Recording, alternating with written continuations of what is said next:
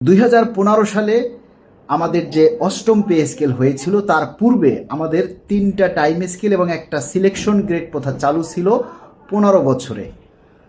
বিগত সরকার সেই প্রথা বাতিল করে 16 বছরে 2টা উচ্চতার গ্রেড চালু করেছে, যেটা শুধুই শুভঙ্করের ফাঁকি। 10 বছর পর এবং 16 বছর পর যদি কেউ উচ্চতার গ্রেড পায় তাহলে কারো 10 টাকা, কারো 20 টাকা এভাবে বৃদ্ধি পায়। ব্লক পোস্ট এবং যাদের পদোন্নতি বঞ্চিত তাদের তো গ্রেড পরিবর্তনের সুযোগই নেই। 2015 সালে 1 কেজি চাল কিনতাম আমরা 25 থেকে 30 টাকায়, আর আজকে 11 বছরে সেই 1 কেজি চাল কিনতে হয় আমাদেরকে 80 থেকে 90 টাকায়। শুধু চাল নয়, প্রতিটি পণ্য, ডাল, তেল, লবণ, চিনি, আটা, ময়দা, সুজি, মাছ, মাংস, প্রত্যেকটা জিনিস এবং বই খাতা, কাগজ কলম, স্কুলের বেতন এবং চিকিৎসা খরচ, ডাক্তার ফি, পরীক্ষা নিরীক্ষা, প্রত্যেকটা জিনিস দাম বৃদ্ধি পেয়ে আকাশচুম্বী হয়েছে, যেগুলি আমাদের ক্রয় ক্ষমতার বাইরে। অথচ এই 11 বছরে পে স্কেল নেই, বেতন বৃদ্ধি নেই, তবুও দাম ক্রমাগত বৃদ্ধি পেয়েছে, যার সাথে পে স্কেলের কোনো সম্পর্ক নেই। অতীতেও যখন পে স্কেল হয়েছে তখনও কিন্তু দাম বৃদ্ধি পায়নি, মূল্যস্ফীতি তেমন কোনো পরিবর্তন হয়নি। তারপরও আমরা অনেকের কাছ থেকেই শুনতে পাই যে পে স্কেল দিলে নাকি দ্রব্যমূল্যের দাম বাড়বে, কিন্তু আমাদের জানা মতে পে স্কেলের সাথে দ্রব্যমূল্যের দামের কোনো সম্পর্ক নেই।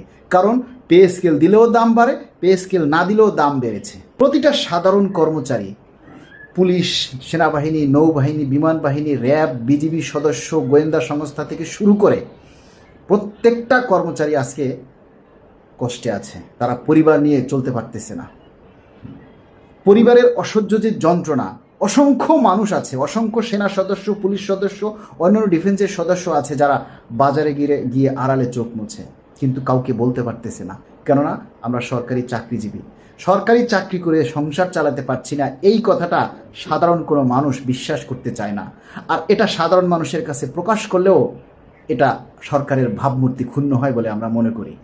তাই আমরা আপনার কাছে সবিনয়ে অনুরোধ করছি, অতি দ্রুত আমাদের এই পে স্কেল, আমাদের এই দুঃখ কষ্টের কথা আমলে নিয়ে দ্রুত পে স্কেল বাস্তবায়ন করুন। এবং সচিব কমিটিতে যারা রয়েছেন তাদের কাছে আমাদের করজোর অনুরোধ, আপনারা দ্রুত সময় যাচাই বাছাই করে পে কমিশনের যে চূড়ান্ত সুপারিশ দিয়েছেন সেগুলি আপনারা যাচাই বাছাই করে দ্রুত বাজেট অধিবেশনের আগেই একটা চূড়ান্ত সুপারিশ জমা দিন, যাতে বাজেটে বরাদ্দ রেখে এবং আমাদের পে স্কেল বাস্তবায়ন করার সুযোগ থাকে।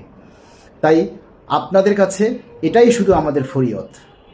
আমরা প্রজাতন্ত্রের কর্মচারী, আমরা রাষ্ট্রের উন্নয়নে বিশ্বাসী, আমরা সরকারের সকল কাজের সাথে একাত্মতা প্রকাশ করে সরকারের সকল অগ্রযাত্রাকে আমরা এগিয়ে নিয়ে যাওয়ার জন্য বিশ্বাসী। কোনো আন্দোলন, সংগ্রাম, রাজপথে নামা, লড়াই করা, এগুলি আমরা পক্ষপাতিত্ব না, এগুলি আমরা চাই না। তাই মাননীয় প্রধানমন্ত্রী আমাদের দাবির কথাগুলি আমলে নিয়ে দ্রুত আমাদের পে স্কেলের ব্যবস্থা করুন। কারণ একজন কর্মচারী যখন সে অভাবে থাকবে স্বভাবতই তার স্বভাব নষ্ট হয়, আর অভাব যদি না থাকে তাহলে প্রত্যেকটা কর্মচারী তার অফিসে সে সম্পূর্ণভাবে মনোনিবেশ করার সুযোগ পাবে এবং রাষ্ট্রের উন্নয়নে সে সেবা দিতে পারবে। সবাই ভিডিওটি শেয়ার করে প্রশাসন সহ মাননীয় প্রধানমন্ত্রীর নজরে আনার জন্য সহযোগিতা করুন।